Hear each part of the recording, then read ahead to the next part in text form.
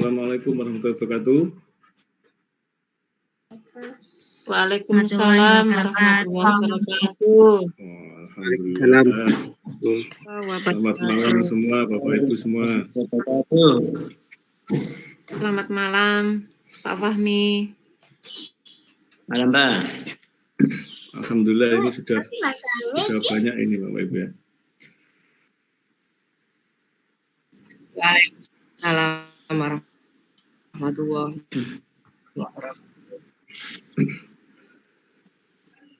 Kita langsung mulai saja Bapak Ibu ya, biar tidak terlalu lama menunggu. Ya.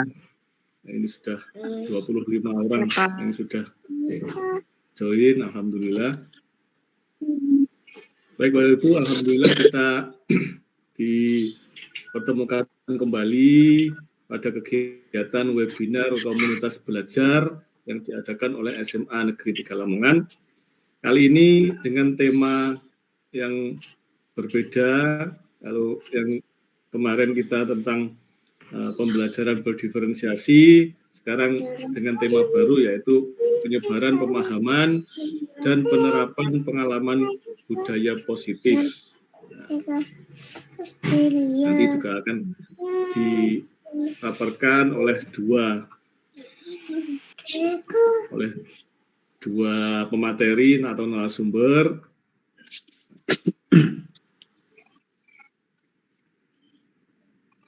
Saya ucapkan terima kasih banyak Bapak Ibu yang sudah bergabung di kegiatan ini. Mudah-mudahan kita bisa mendapatkan manfaat yang positif untuk meningkatkan pembelajaran yang kita laksanakan di sekolah. Bapak Ibu, sebelum kita mulai kegiatan ini, marilah kita berdoa bersama-sama sesuai dengan keyakinan masing-masing. Berdoa mulai.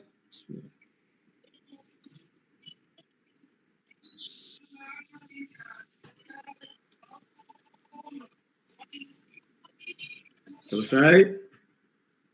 Semoga kegiatan kita pada malam hari ini diberikan kelancaran dan mendapatkan hasil yang baik bagi kita semua. Amin. Bapak Ibu, sebelum kita lanjut ke materi, mari kita awali kegiatan pada malam hari ini dengan menyanyikan lagu Indonesia Raya.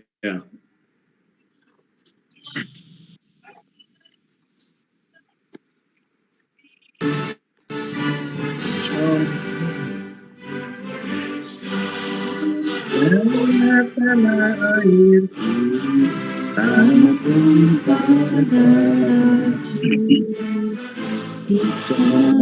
di sana aku berdiri dari Baik Bapak Ibu, tadi kita sudah menyanyikan lagu Indonesia Raya bersama-sama.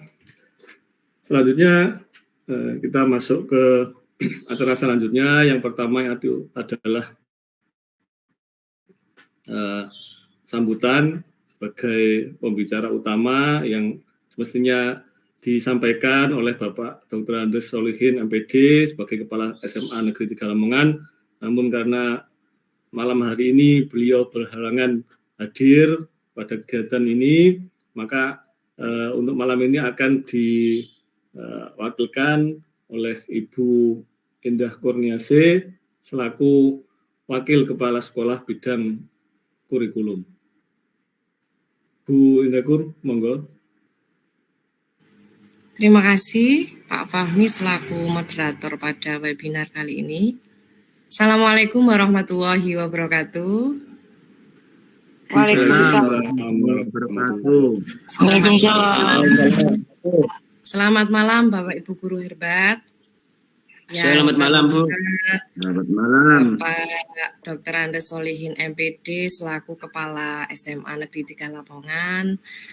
Yang kami hormati Bapak Ibu Wakasek SMA Negeri 3 Lamongan serta Bapak Ibu guru hebat baik dari SMA N3 Lamongan ataupun dari sekolah lain. Mohon izin kali ini saya Endah Kurniasi mewakili Bapak Dr. Andes Solihin selaku Kepala SMA Negeri 3 Lamongan, yang seharusnya beliaunya yang memberikan sambutan pembuka karena Pak Solihin sedang berhalangan, maka mohon izin saya mewakili beliau pada pembuka webinar kali ini. Syukur alhamdulillah, syukur patut kita haturkan kepada Allah Subhanahu wa taala karena tanpa kehendaknya acara kegiatan webinar komunitas belajar SMA Negeri 3 Lamongan ini bisa terselenggara dengan lancar, dan webinar ini sudah terselenggara sebanyak 5 kali kalau nggak salah. Sebelumnya saya ucapkan terima kasih atas kehadiran Bapak Ibu guru hebat, tepat waktu ini tadi jam 7 pada webinar kali ini, serta tentunya Bapak Ibu guru hebat bisa meluangkan waktu yang di sela-sela kesibukannya, ataupun ini jam-jam istirahat ya, masih tetap semangat bisa mengikuti webinar kali ini. Jadi webinar kali ini itu adalah webinar yang akan mengulas tentang penyebaran, pemahaman, dan penerapan pengalaman positif di lingkungan belajar yang kondusif, tentunya akan bisa mendukung suksesnya visi dan misi sekolah. Melalui budaya positif, Bapak Ibu guru dapat menumbuh kembangkan karakter peserta didik yang mencerminkan profil pelajar Pancasila.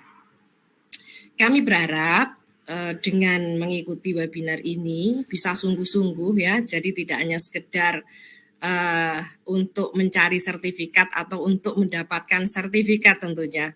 Jadi monggo dengan webinar ini dimanfaatkan sebaik-baiknya untuk bisa saling sharing pengetahuan. Khususnya salah satu narasumber yaitu Bu Faizah yang merupakan ini nanti sebagai salah satu tugasnya beliau dalam menempuh calon guru penggerak ya, sebagai tugas diseminasi guru penggerak. Jadi nanti Bapak Ibu guru hebat jangan sungkan untuk mencatat poin-poin yang mungkin kurang jelas disampaikan oleh narasumber, dan nantinya bisa ditanyakan secara gamblang saat sesi tanya jawab kepada narasumber nantinya. Saya atau kami mengucapkan terima kasih kepada rekan-rekan panitia kolak penyelenggaranya, yaitu komunitas belajar SMA Negeri 3 Lamongan, serta narasumber kita kali ini nanti yang telah mempersiapkan acara ini bisa berjalan dengan baik.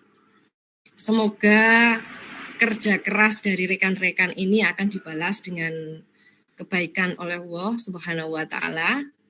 Semoga ilmu yang ada di webinar ini bisa menjadi jariah bagi rekan-rekan semua. Amin.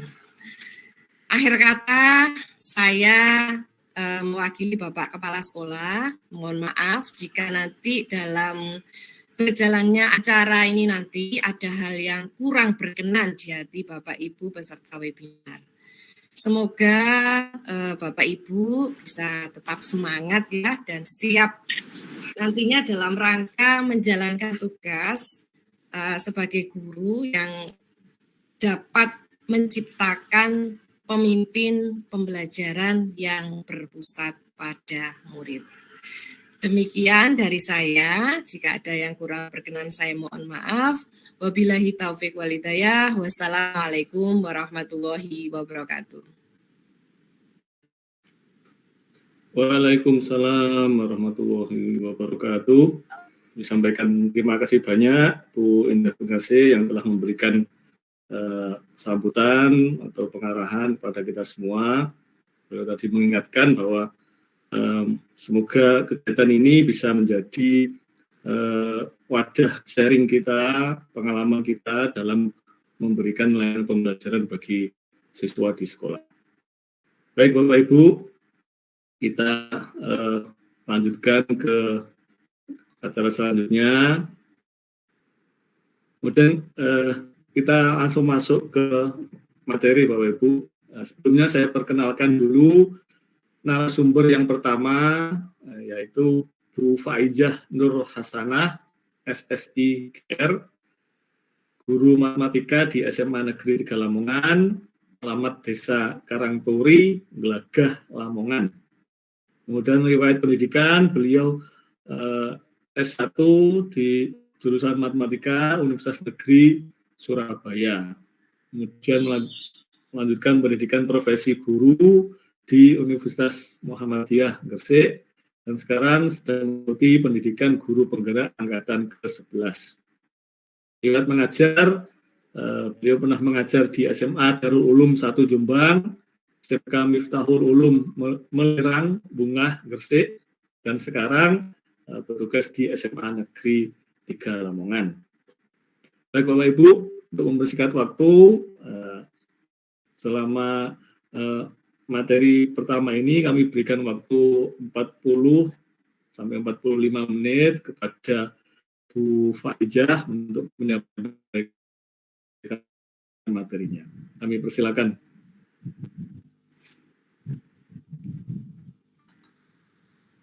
Baik Pak Fahmi, terima kasih atas waktu dan kesempatannya. Terima kasih kepada Bapak Solihin selaku Kepala SMA Negeri 3 Lamongan atau yang mewakili Ibu Endah. Terima kasih kepada beliau yang telah memberikan kesempatan kepada saya sehingga saya bisa berpartisipasi dalam webinar yang diadakan oleh Komunitas Belajar SMA Negeri 3 Lamongan. Selamat malam Bapak Ibu guru hebat yang pada hari ini dengan semangat mengikuti webinar ini. Walaupun sudah 1 minggu capek dari hari Senin sampai hari Jumat ini, ya Bapak Ibu, masih bersedia meluangkan waktunya untuk mengikuti webinar ini. Saya izin share screen dulu ya Bapak Ibu. Oke, namun sebelum kita mulai acara pada malam hari ini, saya punya sedikit pantun. Nanti dibilang cakep, seperti itu ya Bapak Ibu. Siap, Baik, siap. Bu. Siap. Siap, Bu. Siap. Malam-malam minum teh hangat. Cakep. Cakep. Didampingi dengan roti flat. Cakep. Tetap semangat Bapak yang hebat. Semoga webinar ini membawa manfaat. Amin.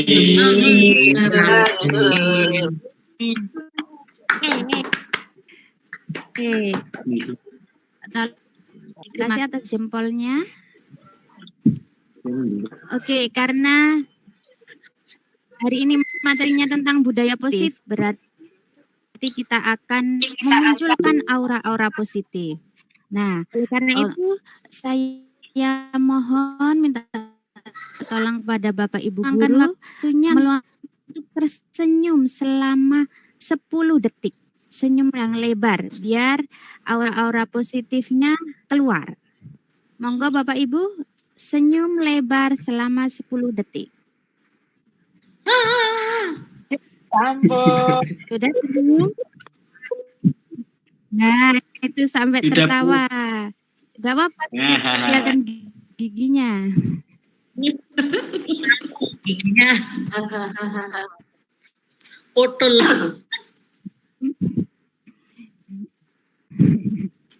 Nggih, sudah nggih. Alhamdulillah. Pada kali ini izinkan saya untuk memaparkan tentang penyebaran pemahaman dan penerapan pengalaman budaya positif. Materi ini adalah materi yang saya dapatkan pada pendidikan guru penggerak angkatan 11. Dan semoga berbagi praktek ini nantinya dapat bermanfaat kepada Bapak Ibu guru dan dapat kita terapkan bersama-sama demi kemajuan siswa-siswi kita. Siswa yang ceria, lingkungan sekolah nyaman, suasana kelas yang menyenangkan merupakan impian kita semua. Namun sayangnya semakin banyak siswa yang melanggar aturan, telah diberi sanksi, namun juga tetap dilakukan kembali. Contohnya saja, siswa datang terlambat, siswa berkata kotor, siswa membuang sampah sembarangan. Nah, masalah-masalah tersebut harus segera kita atasi dengan kerja keras Bapak Ibu guru. Nah, untuk mengatasi budaya negatif tersebut, Bapak Ibu guru harus bekerja keras untuk membangun budaya positif di sekolah. Nah, menurut Bapak Bu, budaya positif itu seperti apa ya? Mungkin ada yang mau sharing? Budaya positif di sekolah itu seperti apa? Mengucapkan Oh ya, Bu Mafia, silakan. mengucapkan Oh ya, baik. Bu Faiza. Mohon maaf, sebenarnya saya ini laki-laki, cuma itu memakai punya si saya.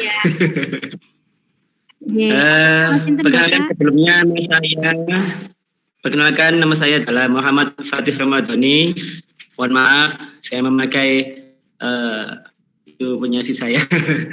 Jadi budaya positif di sekolah adalah nilai-nilai, keyakinan-keyakinan dan kebiasaan-kebiasaan di sekolah yang berpihak pada murid agar murid dapat berkembang menjadi pribadi yang kritis, penuh hormat dan bertanggung jawab. Seperti itu, Bu Faiza. Terima kasih, Bu. Oke, terima kasih banyak Bapak guru yang hebat sekali, nggih. Benar, budaya positif ini merupakan nilai-nilai yang nantinya akan kita tanamkan kepada siswa sehingga memunculkan karakter-karakter yang kuat kepada siswa. Ada yang mau memberi pendapat lagi? Budaya positif itu apa? Oh, Bu Endah, raise hand. Oke, silakan Bu Endah. Terima kasih Bu Faiza. Ya, jadi budaya positif salah satunya saya memberikan contoh yang sudah berjalan di SMA Negeri 3 ya. Jadi kalau di pagi hari anak-anak ketika masuk menuju halaman sekolah itu mereka sepedanya turun dari sepeda, kemudian bersapa, bersalam, santun kepada Bapak Ibu guru yang menyambut mereka di pagi hari. Itu salah satu contoh budaya positif yang sudah berjalan di SMA Negeri 3. Begitu Bu Faiza. Oke, terima kasih atas contohnya nyata, langsung kontekstual dalam kehidupan kita sehari-hari. Ada yang raise hand lagi? Ibu Herliati? Oke, monggo. Assalamualaikum warahmatullahi wabarakatuh. Saya Heliana dari Palembang. Waalaikumsalam warahmatullahi wabarakatuh. Ya Ibu, jauh sekali Ibu. Budaya positif itu adalah semua sikap atau perilaku yang tertanam dan terbiasa dalam kehidupan setiap orang, dalam hal ini adalah siswa, yang menunjukkan akhlak mulia. Demikian contohnya yang diterapkan di mana-mana di sekolah, terutama itu budaya 5S, sopan, santun, sapa, salam, sopan, santun. Kemudian membersihkan kelas sebelum pembelajaran dilakukan. Demikian.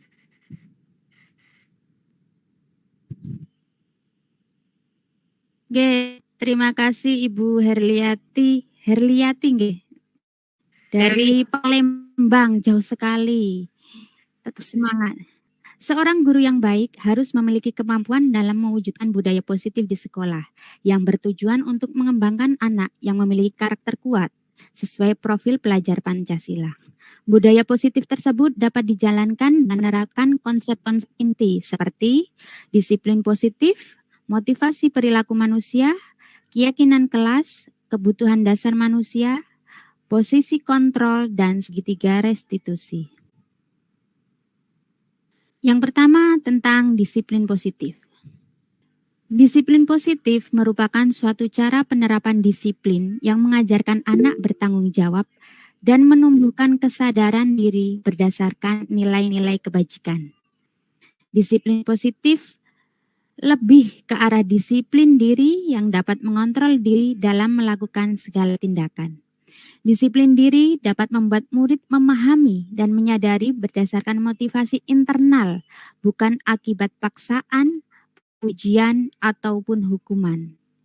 Jadi tujuan penerapan disiplin positif ini adalah kita mau mengetuk hati siswa. Jadi kita mau memunculkan motivasi intrinsik. Jadi mereka benar-benar berniat untuk melakukan disiplin positif tersebut. Nah, nilai-nilai apa saja sih yang ingin dituju pada disiplin positif? Tentunya nilai-nilai itu tidak terlepas dari 6 karakter profil pelajar Pancasila, yaitu beriman, bertakwa kepada Tuhan Yang Maha Esa dan berakhlak mulia, berkebinekaan global, bergotong royong, kreatif, bernalar kritis, dan mandiri. Selanjutnya, motivasi, hukuman, konsekuensi, dan restitusi. Nah, setiap manusia kalau melakukan sesuatu itu pasti ada motivasinya. Nah, motivasi tersebut beragam. Ada yang melakukan sesuatu karena untuk menghindari ketidaknyamanan atau hukuman. Ada yang melakukan sesuatu karena untuk mendapatkan imbalan atau penghargaan dari orang lain. Ada juga yang melakukan sesuatu untuk menjadi orang yang mereka inginkan dan menghargai diri sendiri dengan nilai-nilai yang mereka percaya. Nah, motivasi-motivasi tersebut bisa diklasifikasikan. Kalau yang menghindari hukuman dan untuk mendapatkan imbalan itu termasuk motivasi ekstrinsik atau motivasi dari luar diri kita. Sedangkan yang untuk menjadi orang yang mereka inginkan itu merupakan motivasi intrinsik. Itu adalah 3 motivasi perilaku manusia. Contohnya saja, Bapak Ibu ini ikut webinar di sini. Nah, kira-kira motivasinya apa Bapak Ibu? Apakah hanya untuk mendapat sertifikat atau ingin mendapat ilmu yang banyak? Lah, monggo kita koreksi bersama. Nah, kita harapkan kita ikut webinar ini karena kita ingin menghargai diri sendiri dengan nilai-nilai yang kita percaya dan menjadi orang yang kita inginkan lebih baik lagi, seperti itu. Selanjutnya, tentang hukuman, konsekuensi, dan restitusi. Ternyata hukuman dan konsekuensi itu pun berbeda. Mungkin Bapak Ibu ada yang belum mendengar istilah kata restitusi, dan saya pun juga baru mendengar istilah restitusi ini ketika saya mengikuti guru penggerak. Ternyata hukuman dan konsekuensi itu berbeda Bapak Ibu.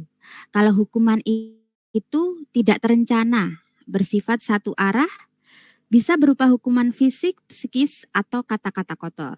Contoh, ada siswa terlambat, guru langsung menghukum, disuruh lari di lapangan. Guru itu marah dan murid menjadi takut. Sedangkan kalau konsekuensi bersifat terencana dan konsekuensi itu sudah disepakati sebelumnya. Bentuk-bentuk konsekuensi dibuat oleh pihak sekolah. Contoh, misalkan kalau ada siswa yang terlambat, guru memberikan konsekuensi yang telah disepakati bersama dan telah dituliskan dalam peraturan. Guru tegas dan murid menghormati peraturan. Nah, sedangkan restitusi itu adalah proses menciptakan kondisi bagi murid untuk memperbaiki kesalahan dan secara kolaboratif untuk mencari solusi sendiri.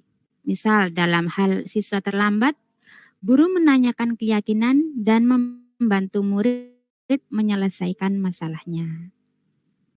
Selanjutnya, keyakinan kelas. apakah Bapak Ibu pernah mendengar peraturan kelas atau kesepakatan kelas atau tata tertib? Nah, ini mirip dengan keyakinan kelas. Oke. Nah, kira-kira keyakinan kelas, mengapa saya menuliskannya keyakinan kelas, bukan peraturan kelas? Apakah ada yang mau sharing, Bapak Ibu? Keyakinan kelas atau peraturan kelas? Oke, silakan. Ibu Heliana. Kalau peraturan itu sebuah peraturan yang dibuat sepihak dari, dalam hal ini adalah guru. Tapi kalau keyakinan kelas itu diambil sebuah keputusan bersama yang bersumber dari siswa dan diyakini kebenarannya oleh siswa dan guru. Jadi berupa kesepakatan antara guru dengan siswa. Demikian, Bu. Oke, terima kasih Ibu Heliana. Oke, betul sekali Ibu Heliana.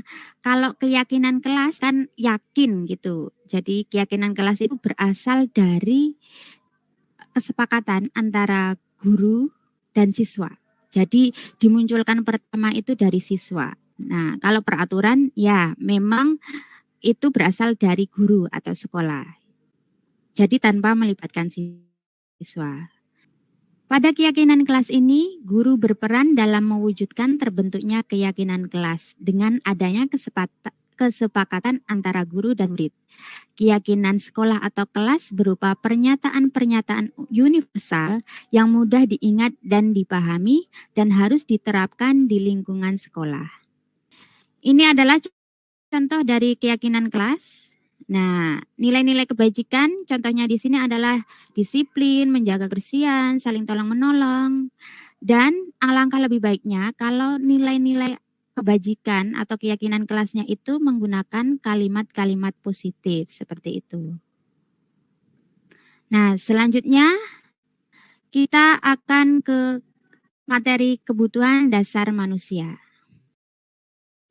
Kalau dulu kita waktu belajar di materi ekonomi itu nggih Bapak Ibu guru. Nah, di sini mengapa sih kok ada materi tentang kebutuhan dasar manusia? Nah, ternyata ini sangat berhubungan dengan murid kita. Nah, ketika seorang murid melakukan suatu perbuatan yang bertentangan dengan nilai-nilai kebajikan atau melanggar peraturan, hal itu sebenarnya dikarenakan mereka gagal memenuhi kebutuhan dasar mereka. Jadi ada beberapa kebutuhan dasar yang belum terpenuhi, makanya mereka melakukan perbuatan yang menyimpang. Nah, ini ada tebak-tebakan Bapak Ibu. Ada 5 kebutuhan dasar manusia. Mungkin ada yang mau mengisi? Isilah titik-titik di bawah ini. Ada 5. Monggo Bapak Ibu, kebutuhan dasar manusia itu apa saja? Ya, Bapak. Monggo Bapak. Yang pertama ya, Bu, apa Bapak? Satunya Bu. Yang pertama yaitu bertahan hidup. Betul tak Bu? Oke, betul sekali. Yang kedua? Yang kedua adalah apa itu? Kasih sayang dan rasa terima. Ya, dan rasa terima. Ya, oke, good. Selanjutnya, good. Nomor 3. Apa itu? Penguasaan, Bu. Ya, itulah, Bu. Betul. Betul sekali. Lanjut, perempat. Keempat itu apa ini? Kebebasan. Kebebasan. Oh iya. Dan yang kelima, terakhir itu kesenangan. Kesenangan. Ya, kesenangan. Terima kasih Bapak. Ada Bu. ibu-ibu yang juga mengisi di kolom chat. Nah, itu kebutuhan dasar manusia. Tidak hanya kebutuhan siswa saja nggih Bapak Ibu, itu kebutuhan kita juga selaku manusia.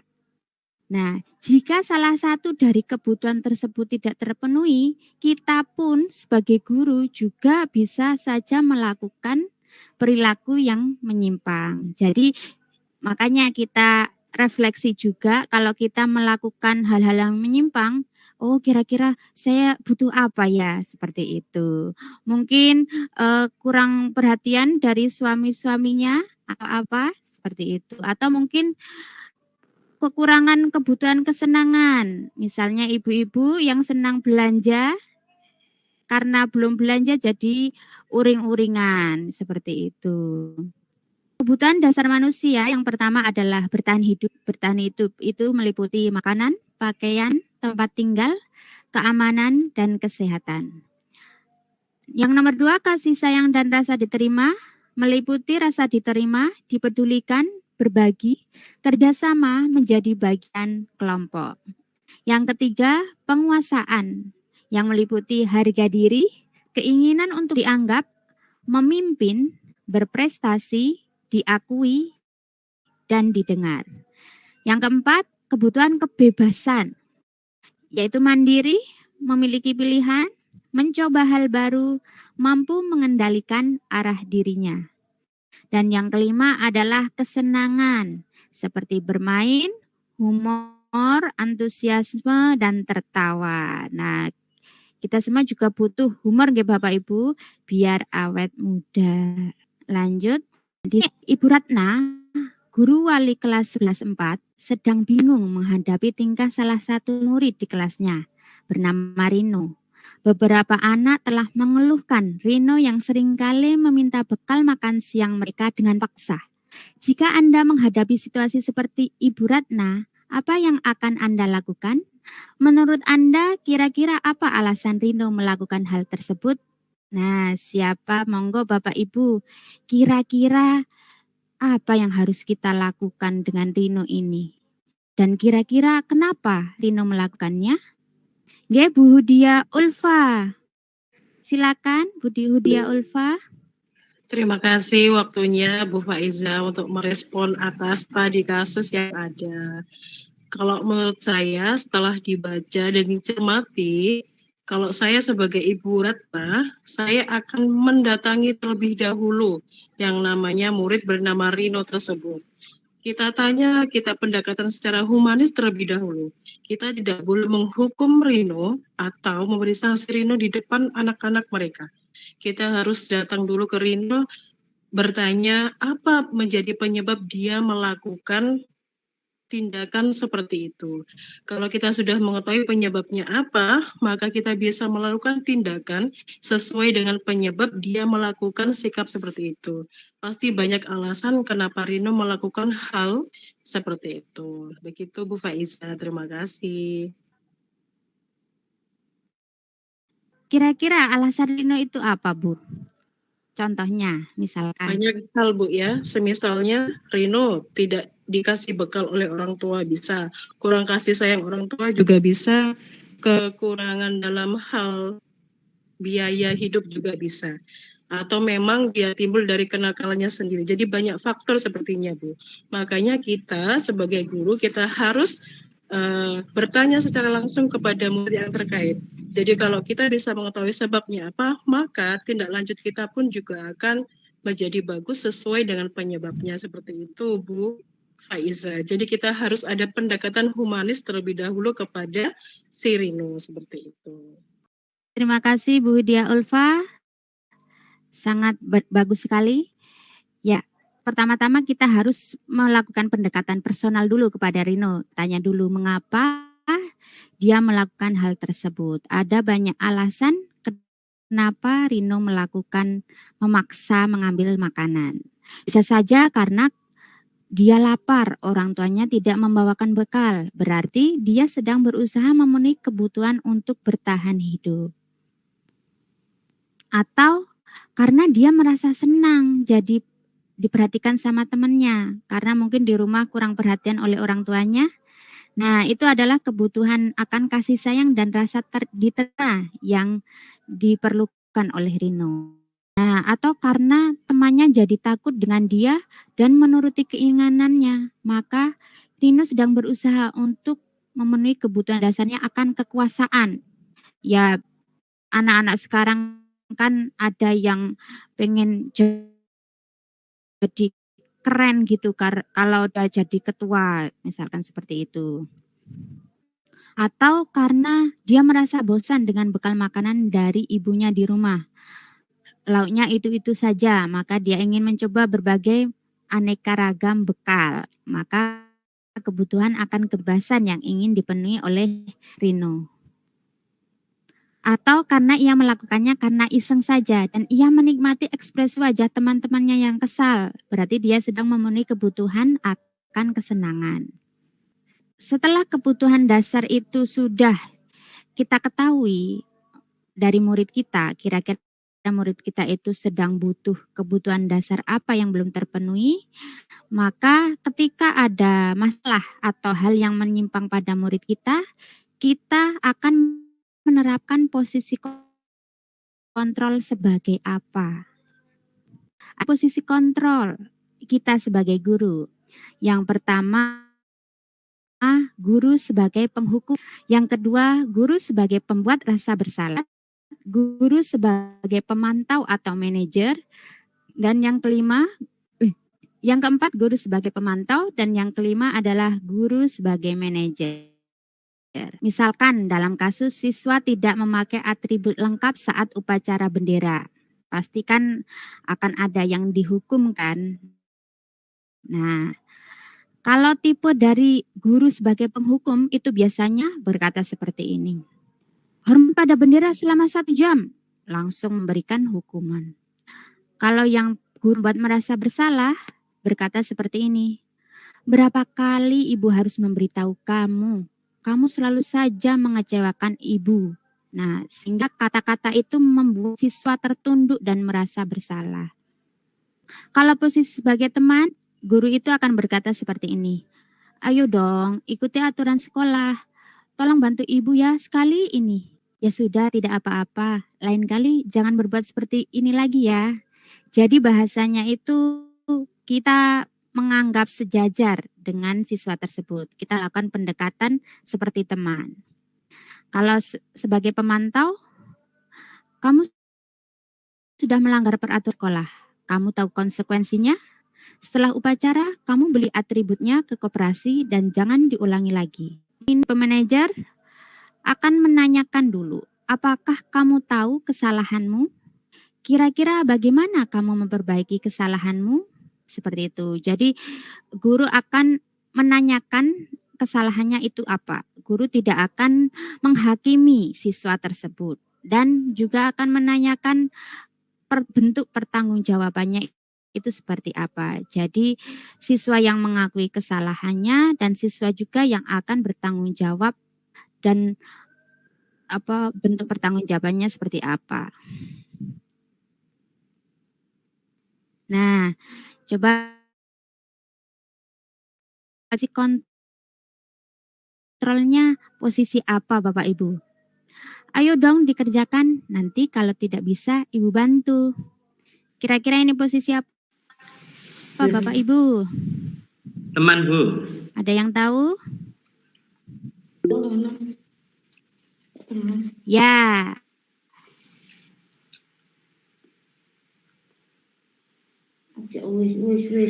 Dan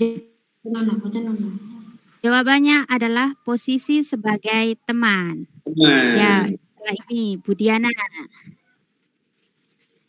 Kalau ini, kamu ini sudah berapa kali Ibu bilang? Sudah, duduk sana. Nah, kira-kira ini posisi kontrol sebagai apa? Bapak Ibu, monggo. Pembuat merasa bersalah. Bu Diana tadi resen kayaknya. Oh iya, Bapak Fatik. Kita cek. Penghukum. Penghukum. Ini adalah tipe penghukum. Emang mirip ya. Lanjut, selanjutnya. Bagaimana coba kalau orang tua kamu tahu kamu berbuat seperti ini? Nah, ini kira-kira apa? Ini baru pembuat rasa bersalah ini. Oh iya, ya, Bu Kisna. Kita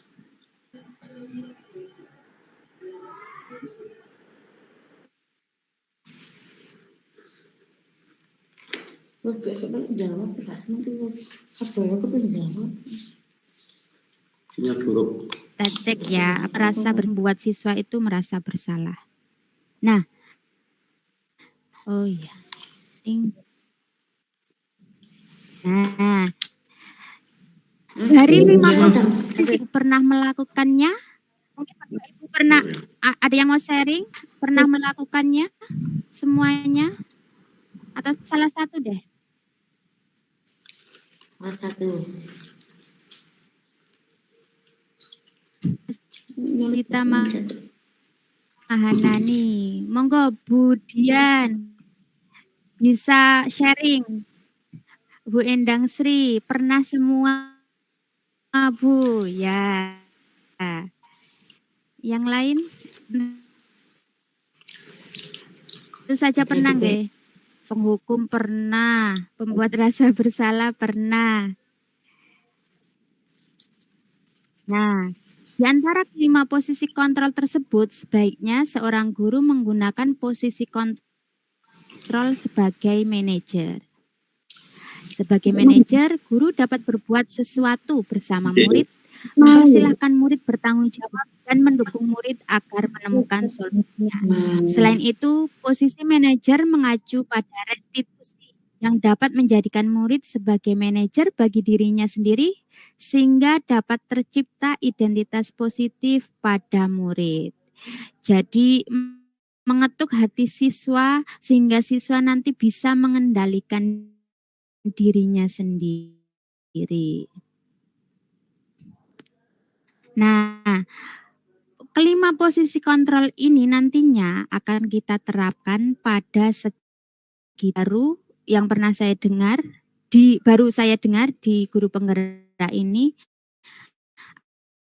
Kalau saya kan guru matematika, saya tahunya segitiga sama kaki, sama sisi, segitiga siku-siku. Nah, di sini ada namanya segitiga restitusi. Apa itu segitiga restitusi? Nah, segitiga restitusi itu merupakan suatu proses dialog yang dijalankan oleh guru agar dapat menghasilkan murid yang mandiri dan yang pertama adalah tahapan menstabilkan identitas, yang kedua adalah validasi tindakan yang salah, dan yang ketiga adalah menanyakan keyakinan. Pada tahap menstabilkan identitas, bahwa membuat kesalahan adalah bagian dari proses pembelajaran yang nantinya akan menggeser identitas gagal ke arah identitas sukses.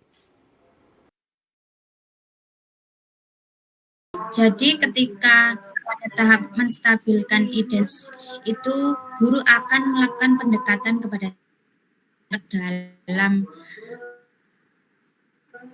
siswa, melakukan pendekatan dengan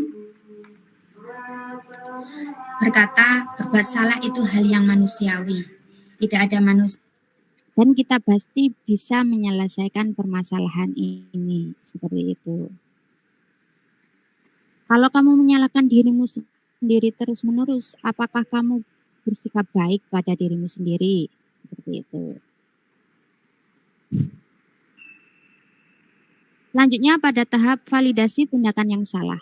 Dilakukan berdasarkan prinsip bahwa setiap perilaku berupaya memenuhi suatu kebutuhan tertentu. Sehingga guru atau orang tua akan bergeser dari pemikiran stimulus respon menjadi proaktif, sehingga akan mengenali dan mengakui kebutuhan murid atau anak. Jadi pada tahapan ini guru akan bertanya kepada siswa, kenapa atau alasan dari siswa melakukan hal itu karena apa. sebabnya apa, seperti itu. Terus, maukah kamu belajar cara lain untuk mendapat apa yang kamu butuhkan tanpa harus memukul? Misalkan seperti itu. Nah, dan pada tahap terakhir adalah menanyakan keyakinan. Menanyakan keyakinan dilakukan dengan memberi pertanyaan bermakna kepada murid atau anak untuk memunculkan motivasi secara intrinsik sehingga mampu mengaitkan keyakinannya dengan tindakan yang salah. Nah, jadi ini hubungan antara keyakinan kelas yang kita bahas di awal tadi adalah berfungsi atau bersinkron nyambung pada tahap dari segitiga restitusi. Jadi yang ditanyakan oleh guru adalah sebagai berikut. Apa nilai yang kita percaya di sekolah kita? Nilai-nilai apa yang telah kita sepakati? Nah, apa yang kamu rasakan ketika kamu melakukan itu? Kamu menjadi orang yang seperti apa? Seperti itu. Jadi kita tanya, kita lakukan pendekatan personal. Nah, biasanya kalau di ranah SMA yang sering mengurusi tentang masalah siswa kan guru BK nggih, atau kalau enggak ya wali kelas. Tetapi ketika restitusi ini bisa dilakukan oleh guru siapapun, apapun itu jabatannya, tidak harus guru BK, wali kelas, semua guru bisa melakukannya. Nah, ini adalah contoh penerapan segitiga restitusi yang coba saya terapkan di sekolah.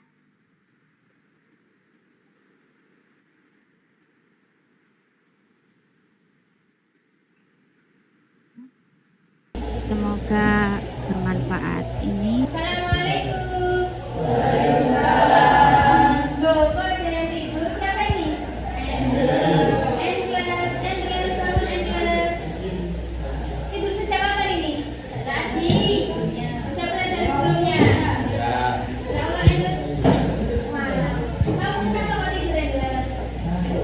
Ngantuk? Ya udah, nanti istirahat sama saya ya. Setelah ini kamu ke kamar mandi, cuci muka biar fresh ya.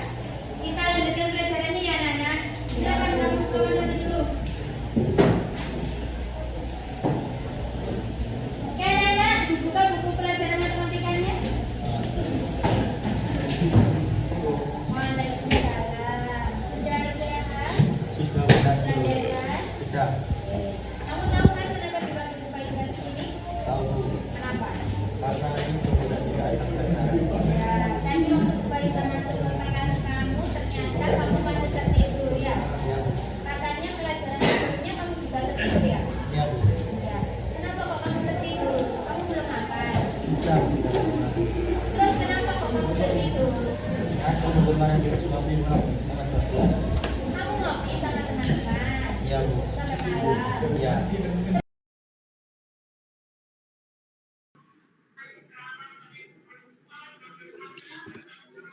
Alhamdulillah sudah selesai. Dan akhir kata, tentang plan positif, hendaknya guru memiliki standar kepribadian, profesional dan sosial yang baik, di mana guru mampu merefleksi dirinya dalam posisi kontrol saat ini. Bagaimana perjalanan dirinya sebagai among atau manajer yang menuntun murid-muridnya menjadi insan yang mandiri, merdeka, dan bertanggung jawab. Nah, penerapan budaya positif sekolah ini sebenarnya sudah kita lakukan setiap hari di sekolah.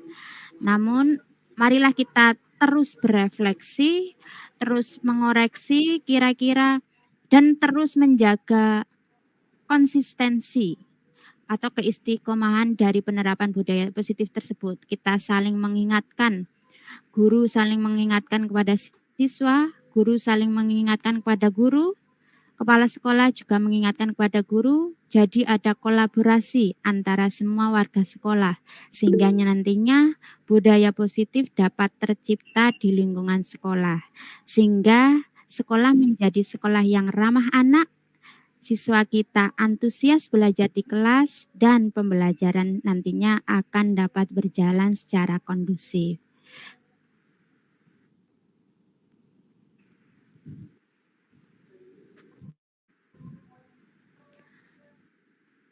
Demikian pemaparan materi dari saya. Sekian dan terima kasih.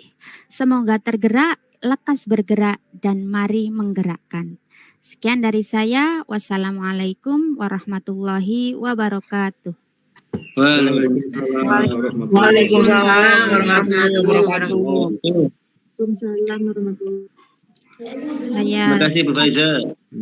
Saya stop share screen, Terima kasih Bu Faiza.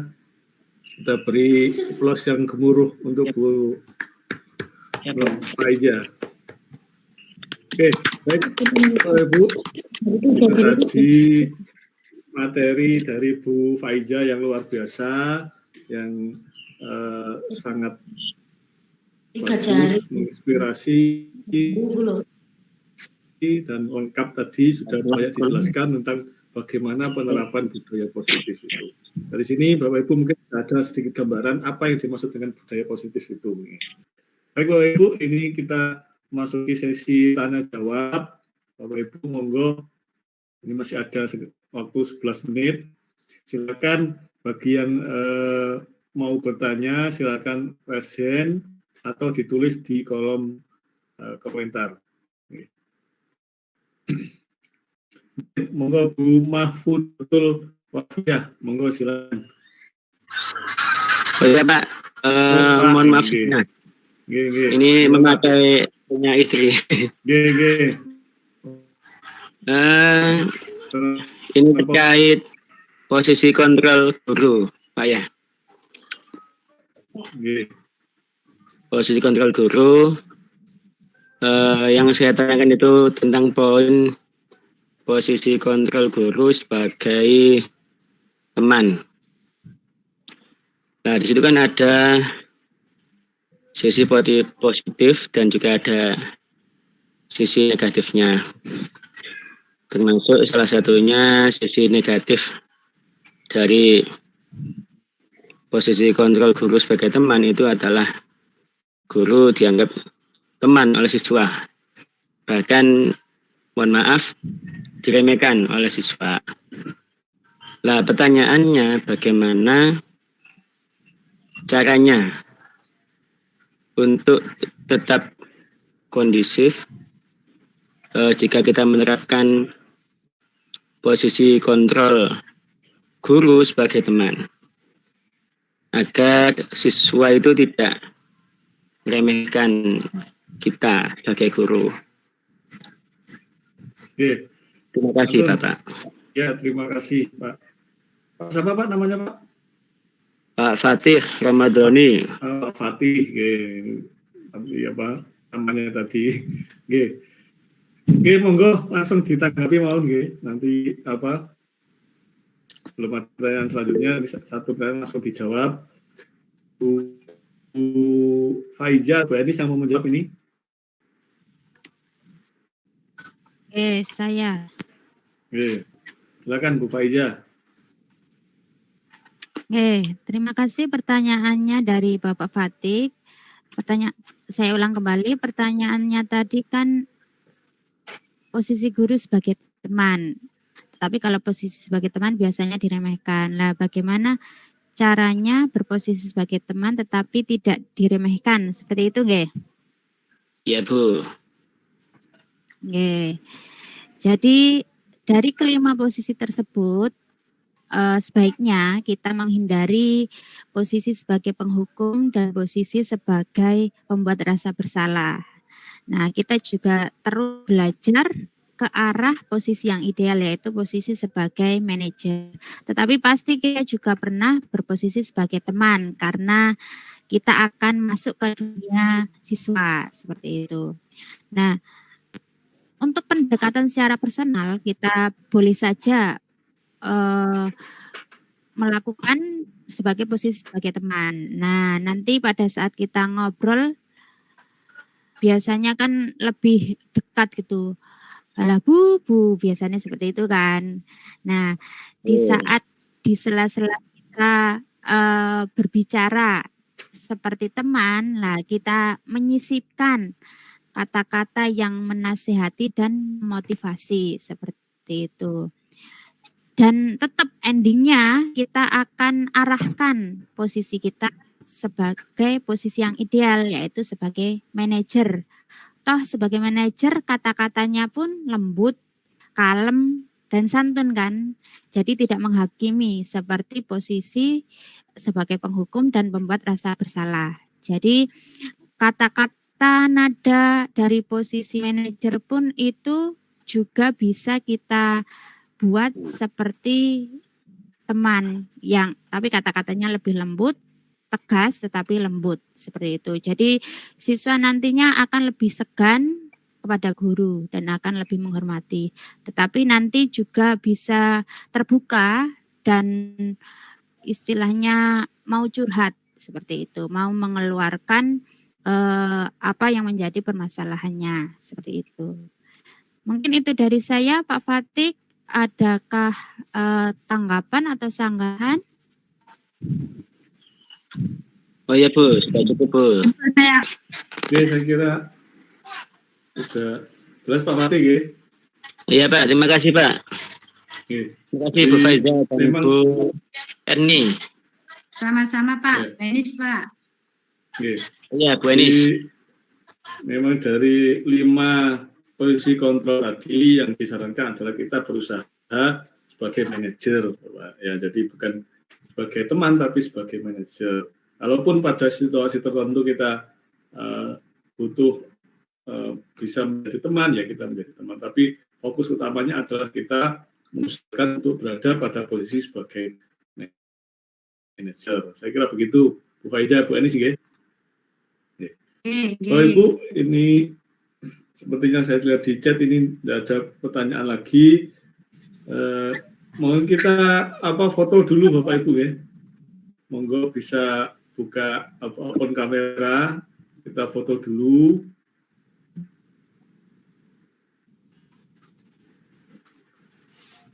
Nah, Bu Kisna yang screenshot ya.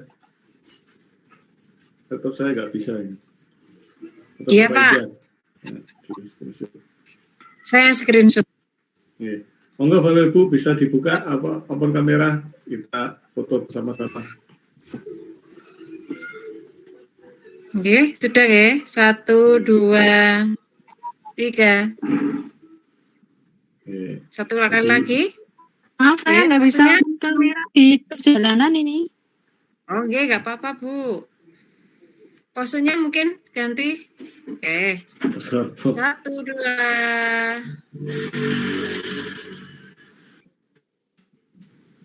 Oke. 1, 2. Merdeka. Oke. Ampun, terima kasih. Oke, terima kasih Bapak Ibu semua. Ini sudah pas. Ya Pak, terima kasih. Terima kasih. Terima kasih. Oke, Ampun. dengan bacaan alhamdulillah bersama-sama.